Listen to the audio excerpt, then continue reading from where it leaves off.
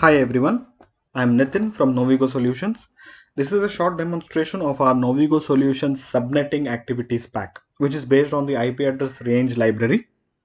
It contains 4 activities and supports both IPv4 as well as IPv6.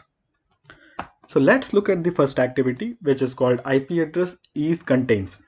So this activity pack contains two inputs. One is the IP address and the other one is the IP address range, and it returns a Boolean variable. It returns true if the given IP address is present in the supplied IP address range. It returns false if the given IP address is not present in the IP address range. So here I have represented various different cases which will present to you what are the different formats you can pass to the IP address range.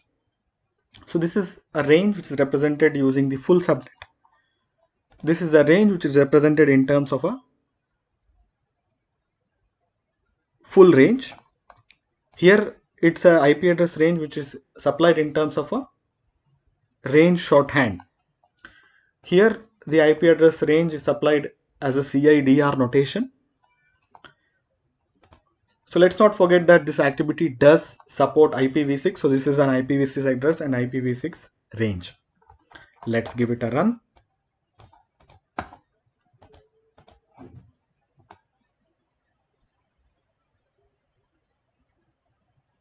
So here you can see the activity is returning true or false based on the condition.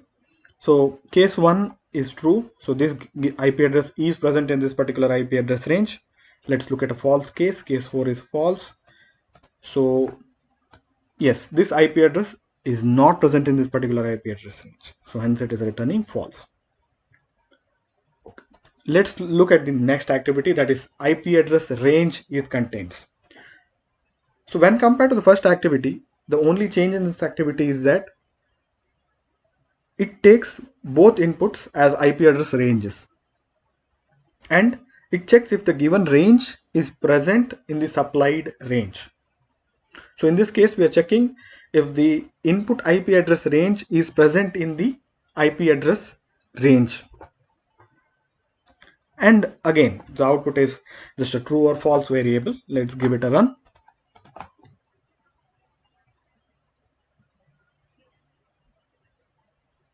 It returns true. So this particular input IP address range is present in the IP address range supply.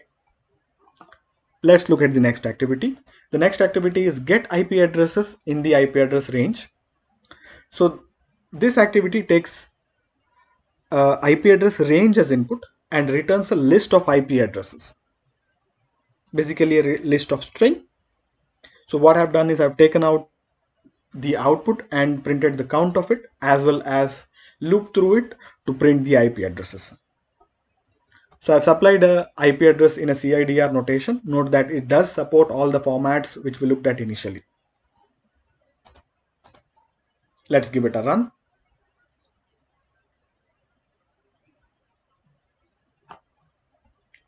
Here we can look at the number of IP addresses present in that particular subnet, as well as the various different IP addresses. Looks good.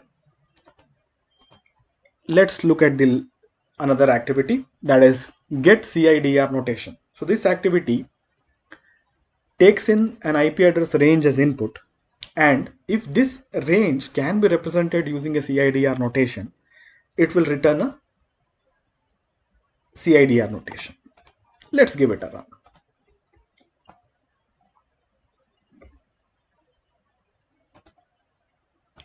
So we can see that this particular IP address range can be represented as a CIDR notation this way.